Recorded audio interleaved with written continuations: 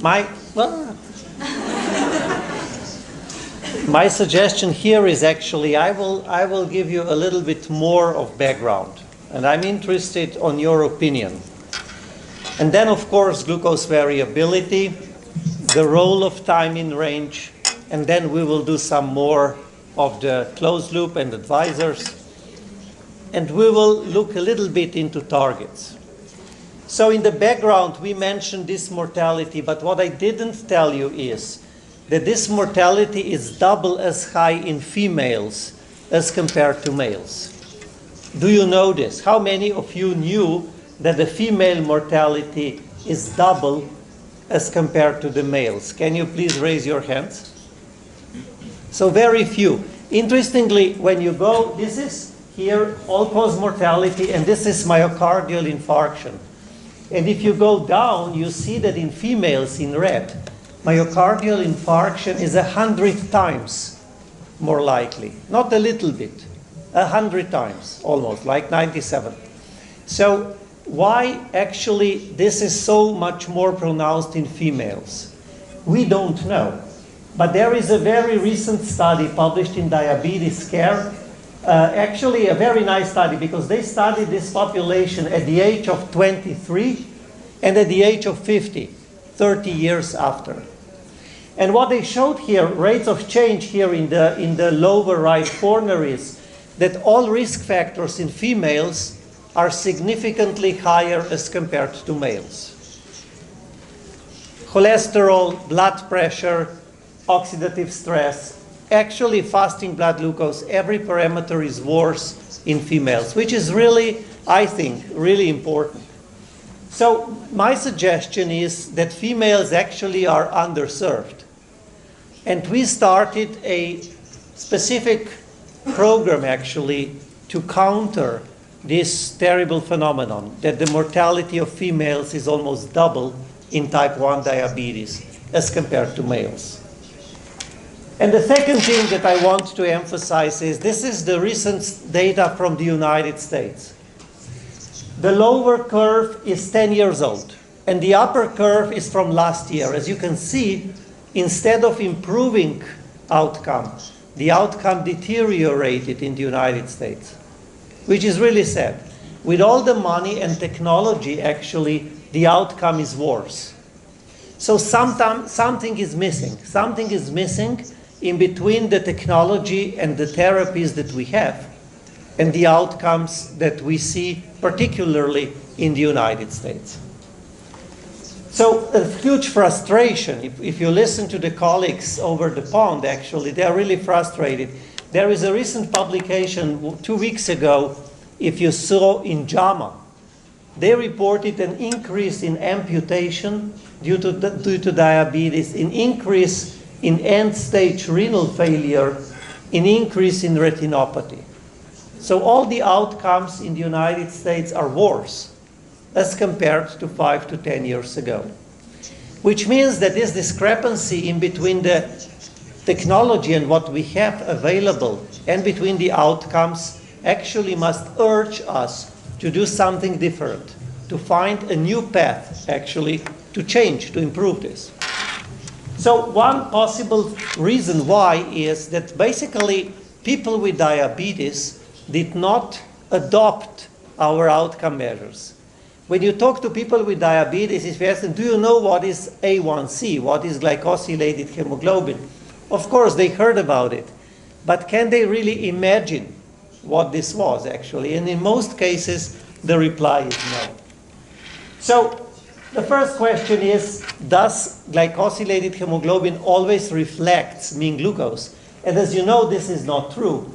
Any number of glycosylated hemoglobin here corresponds to a very wide range of glucose concentrations. And this was actually, so you cannot compare glycosylated hemoglobin in between two people. And this was particularly well researched by Arl Hirsch. So the first publication comes from Harvard, from Nathan. But then this big JDRF study actually clearly showed that in, let's say, in glycosylated hemoglobin of 7 can represent mean glucose of 110 or 190. So a huge range, which means that it is not a suitable outcome measure for a specific person with diabetes. It is very good for studies, very good for populations, but for an individual person with diabetes, it may not be the best outcome measure. So this is just the JDRF study demonstrating the huge difference in the glucose concentration and glycosylated hemoglobin. So the first consensus actually we published 2 years ago, we actually stated that time in range is important, and these were the suggested consensus outcome measures. As you can see here, we list time in range 70 to 180 or 4 to 10 in millimoles. We list a more stringent one, and we list coefficient of variation. But we didn't mention any targets. So how much time do you have to be in range in order to be at good control? We didn't mention this because we didn't know. So a step further is actually needed. And here, for the first time, we also proposed a common presentation of CGM data. This is called actually the AGP profile. And this looks like too complicated, and we will come up with a more simple one. So the role of glucose variability. Look, those of you that are more in type 2 diabetes, glucose variability is very much related to severe hypoglycemia. You're probably familiar with devotee study actually, where you can see that if there are tertiles, low variability, medium variability, and high variability. And in this actually severe hypoglycemia here, as you can see, is 4 times as high with high glucose variability. So a very strong relation in between glucose variability and hypoglycemia. Also, interestingly enough, severe hypoglycemia is actually related to MACE, which also relates glucose variability to MACE. MACE, as you know, is a composite cardiac outcome. Our consecutive translator prefers cardiology to diabetology. Do you know this? We have to talk to her, because diabetes is much more important than cardiology. How many of you agree? The question is, yes, thank you, raise your hands. The question was, is diabetes more important or cardiology more important? Who is in favor of diabetes? Good. Okay, so all-cause mortality, interestingly, all-cause mortality was also related in devotee 2 to glucose variability. So it looks like the glucose variability is an important factor. We don't understand how, but it looks like it's an important factor in diabetes. And here actually you have severe hypoglycemia in type 1 and type 2 related to switch study. You probably know the switch study had both arms, type 1 and type 2. And also here, glucose variability actually severely increases the risk of severe hypoglycemia. Again, the same result here. And why actually? It's very easy from this graph from Boris Kovachev. What happens is, if you have high glucose variability, when your average glucose go down, you hit hypoglycemia and severe hypoglycemia. So this is the very simple explanation why glucose variability is so much related to severe hypoglycemia and, interestingly enough, also to mortality. And this actually is a visit-to-visit glycemic variability, again an old study that also demonstrated these were people with and without diabetes. Actually, only a few had diabetes. Most of these people didn't have diabetes. And interestingly enough, what we see here is that glucose variability here related to all-cause mortality actually is more pronounced in people without diabetes. Please remember this. So here actually, this is the summary. So people without diabetes, incident death is related to glucose variability. A very interesting thing, and we will come back to this, actually. And most importantly, the brain damage. And I will really like to draw your attention to brain damage. Let's forget cardiology and focus on the brain. Is related not to hypoglycemia, but to glucose standard deviation. Again, to glucose variability And in this longitudinal study published now 2 years ago, again, the brain damage is related to hyperglycemia and to glucose variability. So a very, very important link, actually, in between glucose variability and brain damage. And cognitive function deficit is a well-known thing in diabetes.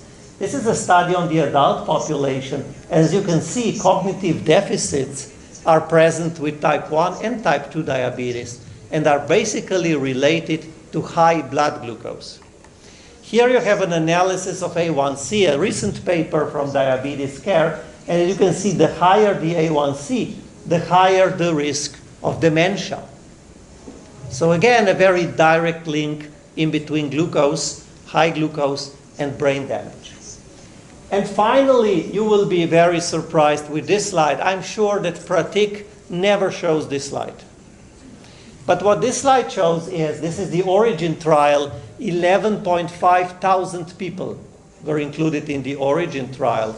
And what it shows is that severe hypoglycemia is not related to cognitive impairment, whereas mild hypoglycemia improves cognition. So how can that be? The explanation is that people with mild hypoglycemia have lower mean glucose. And lower mean glucose basically is associated with better cognition. So again, I would like to refocus your brain from hypo to hyperglycemia, which is quite evidently impairing our cognitive ability. To go a little bit further, this is a cardio study that was also published very recently in Diabetes Care. And these were actually healthy 20-year-old people that were investigated 30 years ago. And in this study, actually, they wanted cardiac outcomes. But the reality was completely different. It was not blood pressure, it was not lipids, it was the glucose, it was the morning fasting plasma glucose that was related to cognitive impairment. And this is healthy people. They do not have diabetes. But every increase in morning plasma glucose, fasting plasma glucose, was related to drop in cognitive capability. So every little juice you drink in the morning, a part of your brain goes away.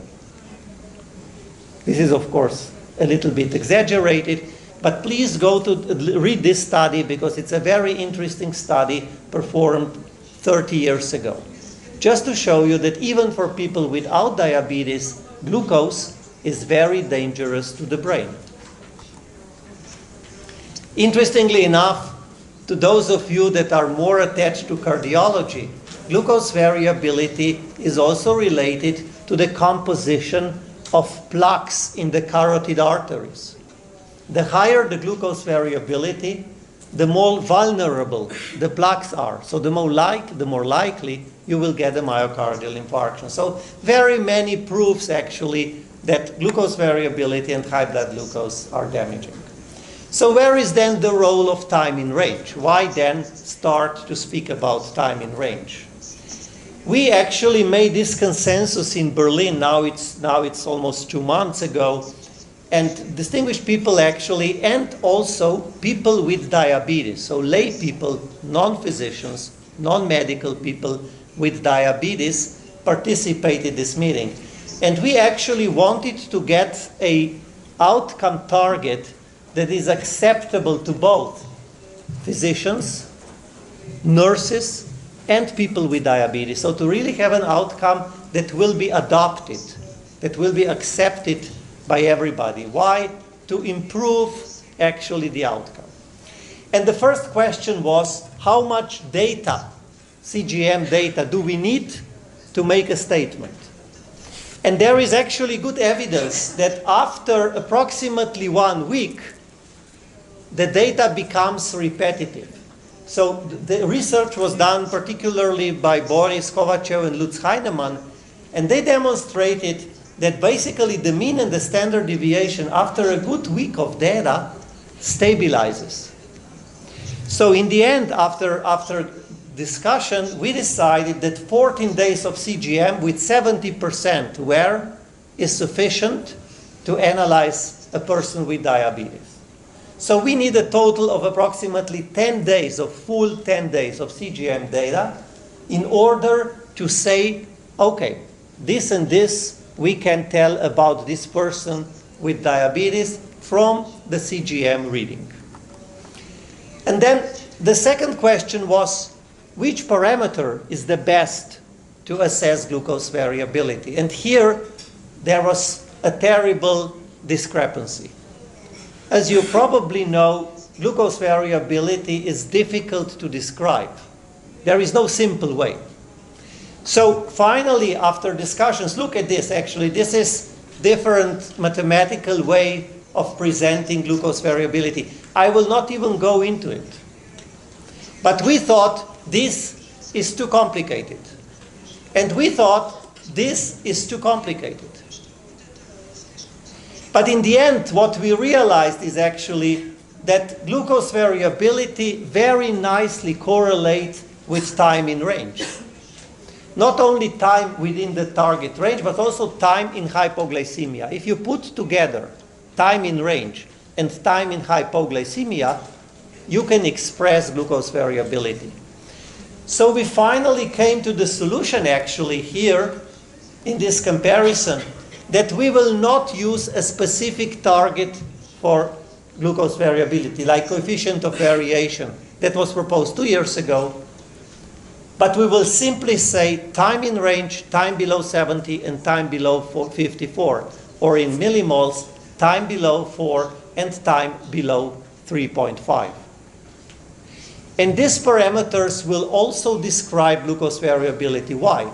Because if your time in range is high, let's say above 70, and your time in hypo is low, inevitably your glucose variability is also low. And this was mathematically proven. So we decided to simplify the whole story, to forget about a special target for glucose variability, and simply describe the entire situation with the time in range targets. So now the next question is, what are targets for type 1 diabetes? What is a good target for time in range?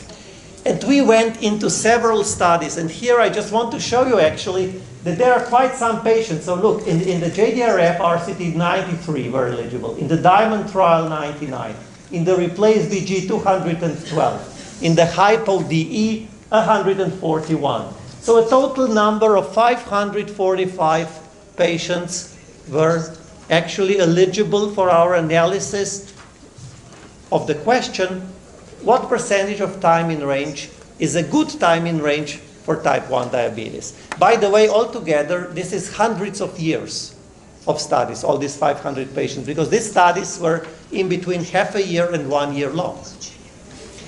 So we finally realized actually that if you calculate this data, you come with the time in range in between 60 and 70%.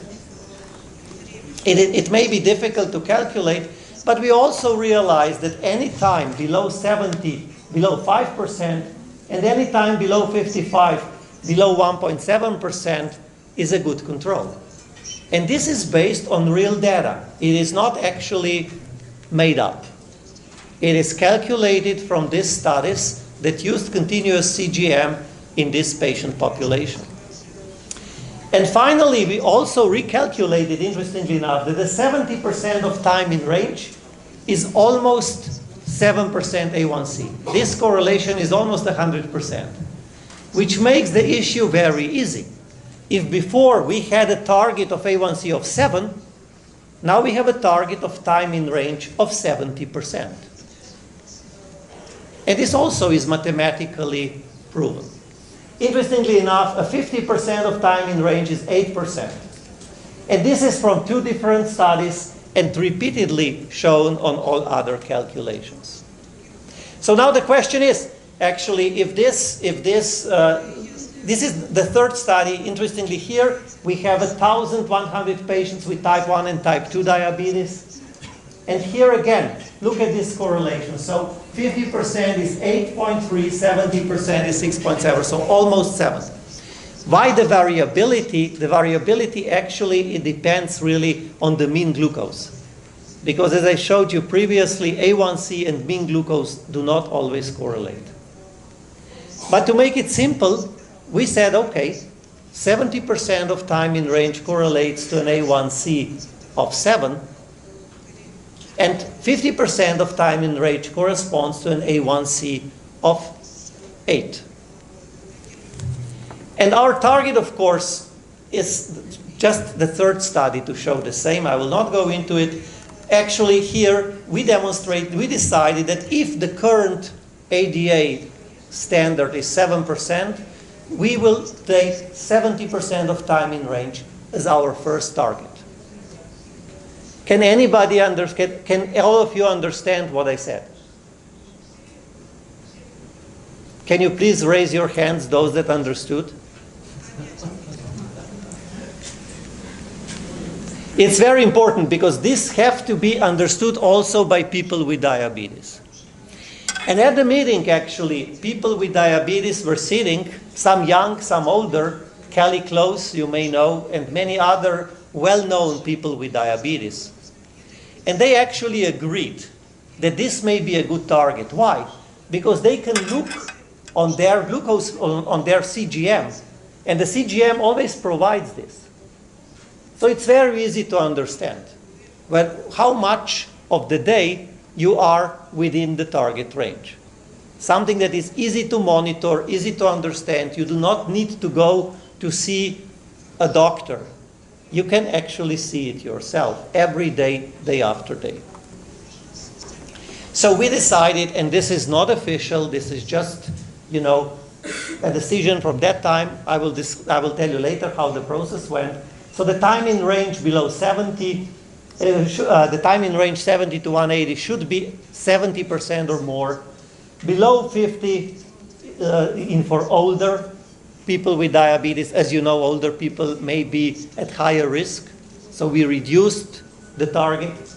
And time below 70 below 4%, and time below 55 below 1%. So this is now a suggestion. And I will tell you how the process go on. How's about type 2? And interestingly, if you put the type 2 studies together, you come again to the exactly same calculation. There is no difference in between type 1 and type 2 studies. Here actually you see that a 70% time in range nicely corresponds to 7% A1C. And interestingly also, outcome data, which is retinopathy and renal disease, was again similarly related to time in range. This is recalculation of the chronic complications of diabetes from existing trials into time in range, when the data for time in range were actually accessible. And as you can see, time in range also relates to the chronic complications of diabetes. And here actually, again, the same story, we decided that the cutoff actually, the same cutoff of time in range, in this case for type 2 diabetes, this was retinopathy data, is again 70%.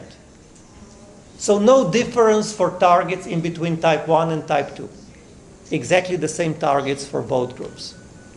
Okay? So again, a simplification, a considerable simplification of our consensus. And then it was the question, do we need different targets for different treatment modalities, like MDI, pump? And Professor Emil, do you know Stephanie Emil from King's College London? She's a very nice lady. So she said, if a treatment modality does not bring a person with diabetes to the target, the treatment modality, not the target, should be changed. So no different targets for any treatment modality. One target so far, only one target.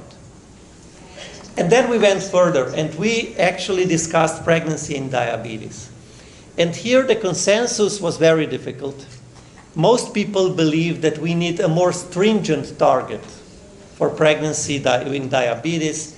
And I will not actually go into this. I will just remind you that in this study that I showed you previously, actually, you can reach the stringent 63 to 140 in almost 70%. So again, it's the 70%. just the range for pregnancy is more stringent, it's considerably lower. And I believe that this is also what you do in your practice when you treat pregnant women that have diabetes. And actually we also decided, and I will not discuss this, that if type 1 diabetes, this is the target. However, if you have type 2 diabetes or gestational diabetes, the target is even more stringent, even higher. Why? Because it's easier to achieve. So if I conclude the initial consensus, what we said is that it is our professional and ethical duty to make our consensus accepted, adopted, and used by people with diabetes. Why? Because as I told you initially, we have the technology. In the studies, in the randomized controlled trials, we can show the efficacy. But in the real life, everything goes wrong. And we believe that the reason is the communication or the teaching that we do with the new technology to people with diabetes. So we need a simpler, a more understandable, targets that are easy to understand and adopt. And hopefully with this, our outcomes will improve. And this is Kelly Close. Any of you who know Kelly Close, she's a very famous blogger and writer, a person with diabetes that's very open about the disease and how to manage it. You are smiling, you know her? You know? If you Google Kelly Close, you will see she's actually a very active lady in a very good sense. She does a lot of good things for people with diabetes. So how's about the closed loop and advisors? I mentioned you this, but I didn't tell you there is actually competition in the field. So this is Dexcom and tandem combination. It's called the Control IQ. And actually this is under testing in the United States and Europe. And this is the first publication, only 5 patients. But the time in range actually, please, look at this. So the overall time in range is 87%. And during the night it's 94%. So very high numbers. Very high numbers. So this technology actually is now in pivotal trials in the United States. And there is one trial in Europe, in France, that's ongoing. So we will have a choice. And the Insulet Corporation also announced a closed loop, their own closed loop system. So another, if you want, possibility on the block. And this is the first data from the Insulet. The data is slightly worse, as you can see, not as good. But this is the first trial. So we also expect advancements here. And this is, of course, the iLet, the Beta Bionics. As you know, Beta Bionics at the moment is using their system only with insulin. It's not a bionic. There is no glucagon in it. Okay? But they will come out with a closed loop with insulin only. So another option, if you want, another choice on the market. And what's also important with the closed loop is that it's not actually only for regular, as you will see, or good patients. This is data that Helen Murphy produced in pregnancy, and it is extremely impressive. Look, the closed loop within the stringent, again, 63 to 140. If you remember, with the CGM, it was 68. With this closed loop, it is 74%, almost 75% within the target range. So as you can see, an additional improvement, and this can be successfully used in pregnancy. This was actually a randomized controlled trial published in the New England Journal. And we did a sports study, so very serious physical activity inside the hospital, in the clinical research facility. And here is our time in range after the physical activity. As you know, physical activity is very difficult to manage in type 1 diabetes. And with the closed loop, overall, artificial pancreas, 84% within the range. So again, a very, very high outcome with this technology. And as I told you previously, it's not only for the good. This is the outcome in a poorly controlled patient. So this study from the Lancet actually investigated poorly controlled patients. And yes, they didn't do as well as the good control. Look, the time in range is 65%. But even the poorly controlled, it's almost to our target of 70%. So it's really impressive. It's also people that struggle with their control actually are able to achieve almost the target that we decided to promote. How many of you are familiar with We Don't Wait, with open apps? So only you have patients with open apps? It's interesting actually. Some people are really good at it. So they crack technology, they make their own closed loops from the web. And this closed loop, surprisingly to me, work very well. There is a publication under review at the moment. Actually, they voluntarily gathered the data from the do-it-yourself, and believe it or not, their time in range actually is above 80%. So a very dedicated group that actually reports a time in range of self-made, homemade closed loops. They report a time in range above 80%. So very impressive. Most of them are very dedicated engineers that have children or themselves diabetes or both, actually, and they crack the existing technology and they use it with these web-based open loop systems. So actually, I believe that this technology brings some freedom. Freedom to these people because, as I showed you previously, for a large part of the day, the system operates automatically. And it relieves at least part of the burden of day-to-day management of this disease from people with diabetes. The next question is actually the advisors. So we actually made the first advisor that is FDA and CE marked. So it's an FDA approved advisor. And our first study actually, we decided to compare physicians from 17 centers around the world with the computerized advisor. And this was the result. So the physicians made the same amount of mistakes, if you want, or discrepancies, as the advisor.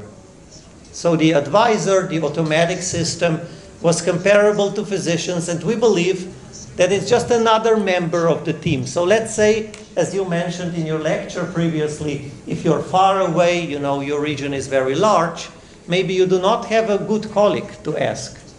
So you can ask the advisor, and the advisor will give you an advice that is approximately as good as any of us, which we believe is nice. The advisor now is in a randomized controlled trial that will be presented during the ISPAD and ATTD meeting next year. And finally, I would give you some examples of time in range. So can all this be achieved? And I again will use our new closed loop system that we use now routinely, not in studies, but routinely. It's the 670G. So this Jacob actually, a 6-year-old, has diabetes for 4 years, is on a sensor augmented pump, and on hybrid closed loop for 9 weeks. So this is his download. As you can see actually here, there are still some troubles with meals. In a hybrid closed loop, you have to enter your carb count. If you do not enter the carb count correctly, this is what you see. So you have troubles. But look at this. Again, up on the right-hand side, 99% of time, it's in auto mode. So 99% of the time of this young boy, the system works automatically. Okay? And his time in range, B is the first week, A is the second week. So look, from the first week, which was 69%, almost in the target, the next week he improved to 76%. So despite the fact that he is 6 years old, that he eats whatever, basically, the system works 99% in auto mode, and his time in range is 76%. So very easily within the target that we decided. So this is just a feedback whether our targets are achievable or not.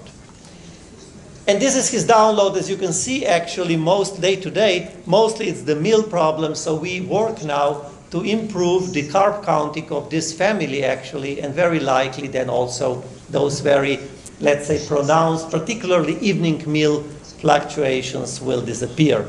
Just another example, the day-to-day. As you can see, evening meals, actually, afternoon and evening meals are the major problem of this boy. So suggestion for Jacob, first we congratulate. I always first reinforce good things. So I congratulate on the success to Jacob. And actually, we didn't discuss, but you can see here that site selection is a problem, and activity-related hypoglycemia and meals, particularly evening meals, as I mentioned you quickly. And I showed you this girl, but I showed this girl only on the closed loop. Let me show how she did a month ago before the closed loop. So this was her download without the closed loop from Gluco. And as you can see here, how high the night and the evening is. And if we go actually to her day-to-day download, you can see that nights are considerably above the target. So this is before she started the closed loop. And where you can see the real difference in between this 640, she's on 640, and the closed loop actually, despite the fact that she is 70% in range, by the way, is the night.